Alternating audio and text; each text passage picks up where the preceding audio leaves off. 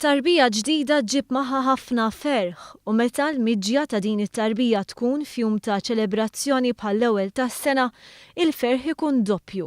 Hekk sostnew magħna ġenituri ġodda li f'jum l-ewwel tas-sena kienu fost tal-ewwel li jesperjenzaw twelid fl-isptar Mater Day. Very happy, like the best start, the best present for the new year, and I'm really happy. Iżda ftit pass il-bot mis-sala tal-maternità hemm ġenituri li fl-aħħar sigħat setgħu kienu xi ftit aktar imħasba. Dan għax it-trabi tagħhom kienu fin-Neonatal Pediatric Intensive Care Unit. Fost dawn missier li tkellem ma' One News kif għadda lejl tal-miliet f'Mater Day. ċirkostanzi fimni jitolbu li speċi nkunu hawnhekk mat-tarbija tagħna, fil-faddaliet speċi irqadt miegħu jiena għax il-mara għalat mort istrieħ. In-New Year's Eve dis-sena l-ewwel darba fajta ngħidlek għattajtu speċi ġo l-isptar.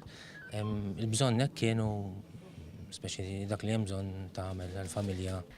F'dawn iż-żminijiet ta' festi l-infermiera ta' dan il-unit jagħmlu sforzi żejjed biex jiferħu lill-qraba kif spjegat Isabel Bartoli.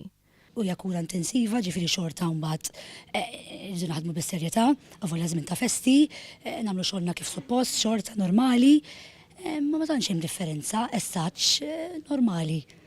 Però ovvjament nippruvaw bħallum iktar nifirħu mal-baby u mal-ġenituri. Id-direttur Victoria Sultana spjegat kif l-NPICU huwa format minn 50 persuna li huma mħarġa sew fix-xogħol tagħhom, xi ħaġa li forsi tinħass aktar f'dawn iż-żminijiet.